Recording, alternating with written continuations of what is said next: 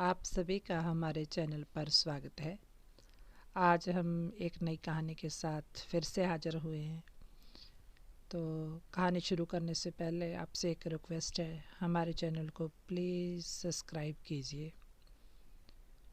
आज की कहानी है सबसे खुश पक्षी। एक कौवा एक वन में रहता था। उसे कोई कष्ट नहीं था और वे अपने जीवन से पूरी तरह संतुष्ट था। एक दिन उड़ते हुए वे एक सरोवर के किनारे पहुंचा।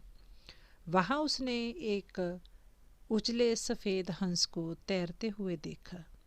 उसे देखकर वे सोचने लगा, ये हंस कितना सौभाग्यशाली है जो इतना सफ़ेद और सुंदर है। इधर मुझे देखो, मैं कितना काला और बदसूरत हूँ।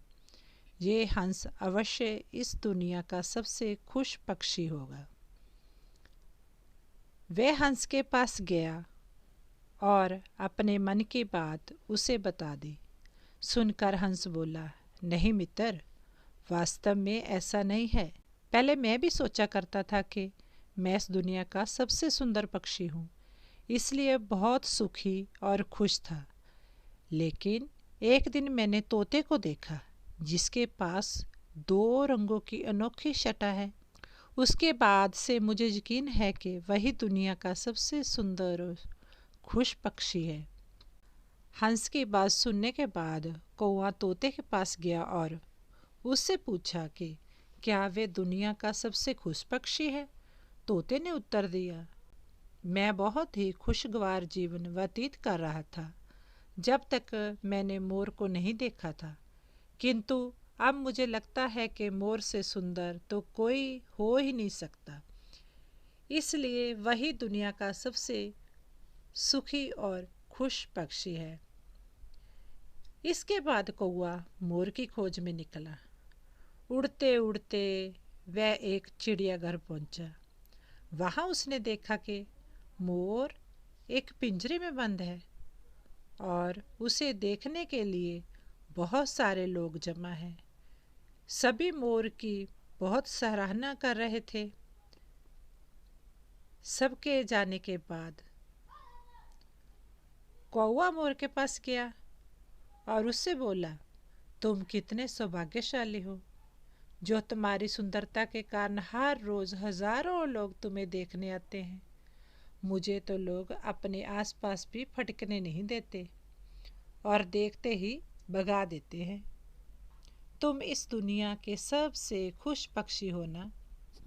कौवे की बात सुनकर मोर उदास हो गया।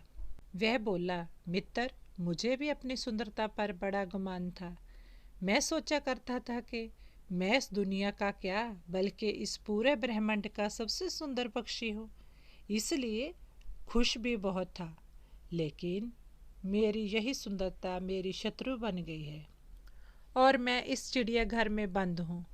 यहाँ आने के बाद इस पूरे चिड़ियाघर का अच्छी तरह मुआयना करने के बाद मैं इस नतीजे पर पहुँचा हूँ कि कौवा ही एक ऐसा पक्षी है जो यहाँ कैद नहीं है।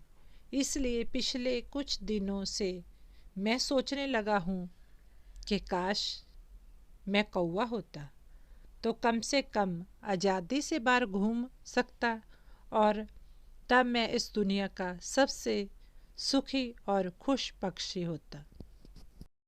इस कहानी से हमें ये शिक्षा मिलती है कि हम हमेशा दूसरों को देखकर व्यर्थ में ही स्वयं की तुलना उनसे करने लगते हैं और दुखी हो जाते हैं। भगवान ने सबको अलग बनाया है और अलग गुण दिए हैं। हम उसका महत्व नहीं समझते और दुख के चक्कर में फंस जाते हैं। इसलिए दूसरे के पास जो है उसे देखकर जलने की बजाय हमें हमारे पास जो है उसके साथ खुश रहना सीखना चाहिए। खुशी बाहर ढूंढने से नहीं मिलती, वे तो हमारे अंदर ही छुपी हुई है। कहानी सुनने के लिए आपका बहुत बहुत धन्यवाद। आशा करती हूँ कि आपने हमारी कहानी को पूरा सुना होगा। तो प्लीज़ चैनल को सब्सक्राइब कीजिए, शेयर कीजिए और लाइक के बटन को ज़रूर दबाइए। Once again thank you.